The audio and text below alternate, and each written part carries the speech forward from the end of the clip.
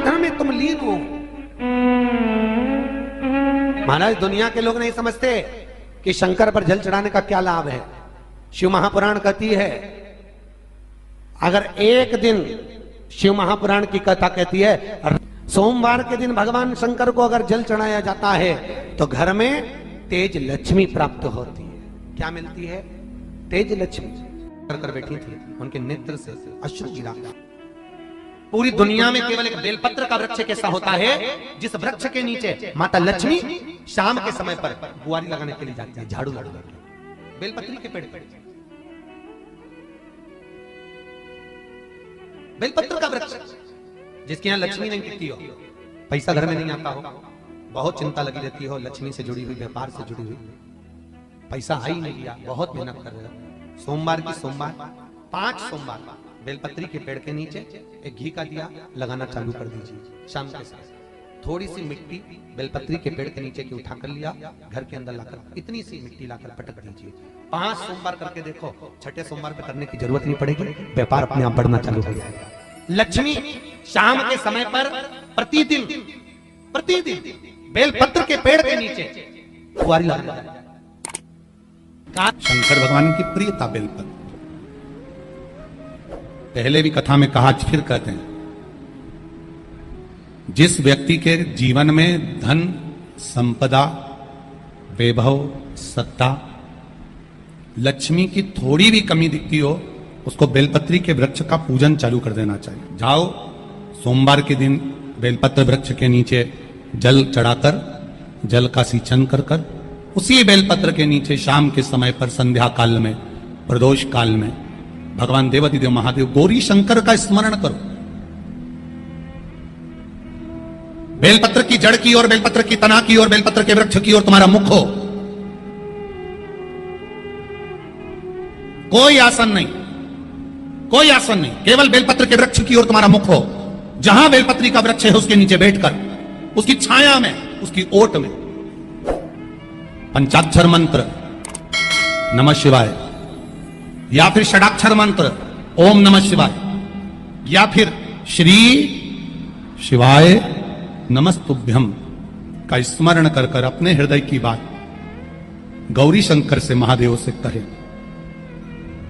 शिव महापुराण की कथा कहती है 7 दिनों में एक दिन सोमवार का ऐसा होता है जिस दिन 33 कोटि देवी देवता बेलपत्री के वृक्ष के नीचे बैठकर भगवान शंकर और पार्वती का स्मरण करते हैं और शिव पार्वती उनकी झोलियां खुशियों से भरते हैं। देवता भी जिनका भजन कर रहे हैं वो बेलपत्री के वृक्ष के नीचे। लक्ष्मी, मां लक्ष्मी भी बेलपत्र के वृक्ष के नीचे निरंतर विराजमान होती है। और आप लोगों से एक निवेदन और करना चाहेंगे, ये मनुष्य का शरीर जब तक रहे, ये मानव की देह जब तक रहे, जिंदगी में एक बेलपत्री का वृक्ष अपने रहते रहते कहीं पर भी लगाना, उसको बड़ा करना, उसको बड़ा कर कर जैसे अपने बच्चे को बड़ा करते हो ऐसे लगाकर बड़ा कर कर महादेव से कहना कि मैंने अपनी जिंदगी में, मैं मर भी जाऊं, मेरे प्राण छूट भी जाएं, मेरे जाने के बाद मेरे घर के लोग एक लोटा जल चढ़ाएं ना चढ़ाएं, बेलपत्री चढ़ाएं ना चढ़ाएं, पर ये वृक्ष मैंने बेलपत्री का लगा दिया, अगर मैं मर भी गई तो मेरे मरने के बाद भी मेरे हाथ की बेलपत्र महादेव को चढ़ती रहेगी, महादेव को प्राप्त होती रहेगी। लगाओ एक बेलपत्री के पौधे को, छोटे से बड़ा करो, बड़े से बड़ा करो, बड़े से बड़ा करो, और बड़ा करने के बाद उसको कहीं तुम्हारी मर्जी पड़े जहां, उस बेलपत्री के वृक्ष को लगाओ। अगर गलती हो गई, ये बहुत गलतियां हो गई, बहुत दुख पड़ गया, तकलीफ में आ गए, लग रहा है कि मुझसे बहुत गलतियां हुई है, बाबा मेरी नहीं सुन रहा, ये बेलपत्री का भाग की डंडी पीछे की ओर कर, जहां बैठकर बेलपत्र चढ़ा रहा, पत्ती का मुख अपनी और डंडी का मुख सामने। शिव की कुछ आराधना है, मेरे भोले बाबा की कुछ आराधना है। खाली ना जाता कोई,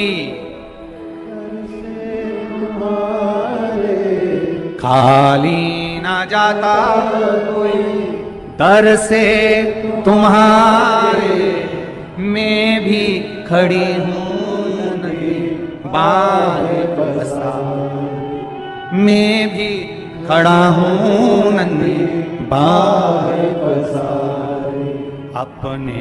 बैसाख के महीने में तो आपको अगर शरीर में कहीं पथरी भी आ गई है ना, कहीं नेत्रों में अगर ज्योति कमजोर पड़ रही है, जाले पड़ने लगे, चश्मा बढ़ने लगा, रात को आंखों में जलन होने लगी, रात को नींद नहीं आ रही है, तो बैसाख के महीने में जो दुर्वा होती है, इस दुर्वा को तोड़ लाओ। जहां पर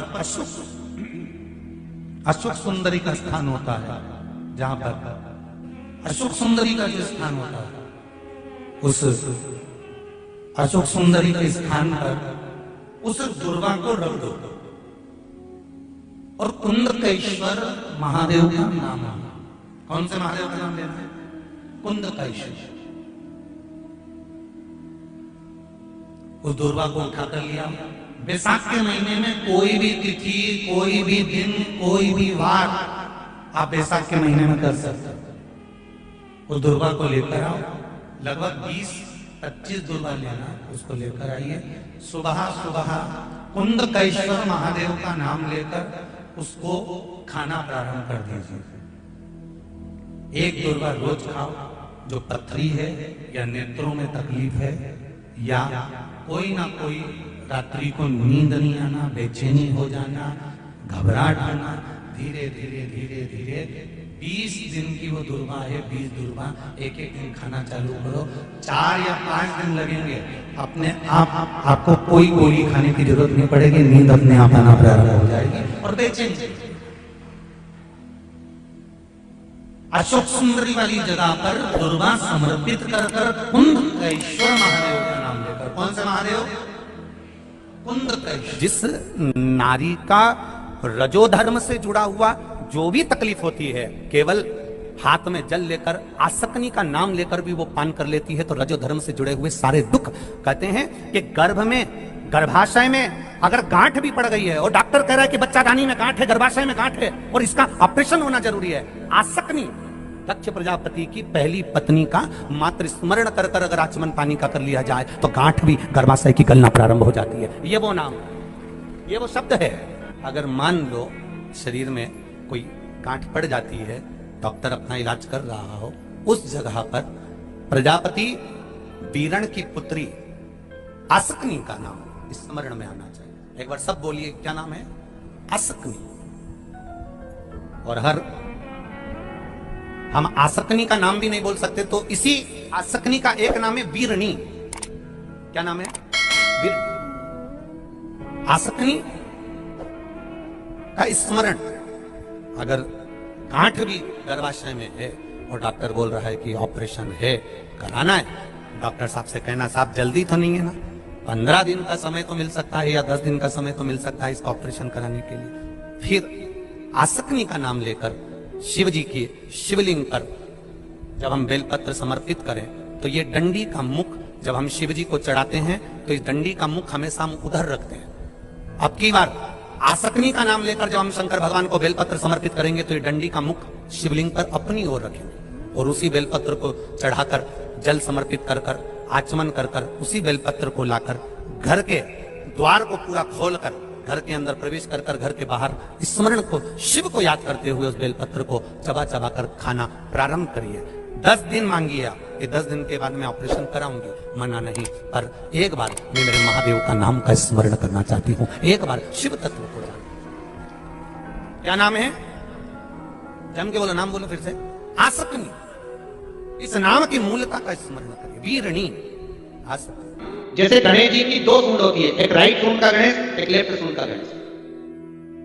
कौन कौन सी सूंड का? राइट सूंड और लेफ्ट सूंड। राइट सूंड का गणेश घर में होना चाहिए और लेफ्ट सूंड का गणेश आपका कोई ऑफिस हो, जहां से आप अपना धंधा कर रहे हैं, नौकरी कर रहे हैं, सर्विस कर रहे हैं, काम कर रहे हैं, बिजनेस कर रहे हैं, या आप अपनी कोई भी कुर्सी के ऊपर बैठते हैं किसी कमरे में जाकर, उस कमरे के अंदर लेफ्ट सूंड का अगर गणेश होगा तो आपकी तरक्की को, आपकी उन्नति को दुनिया में कोई नहीं रोक सकता। और अगर जिस स्थान पर बैठकर आप बिजनेस कर रहे हैं, कमा रहे हैं, उस स्थान पर अगर राइट सूंड का गणेश होगा तो आपकी तरक्की नहीं, वहां लेफ्ट सूंड का गणेश होना चाहिए। और घर में जम के बोलो, राइट सूंड।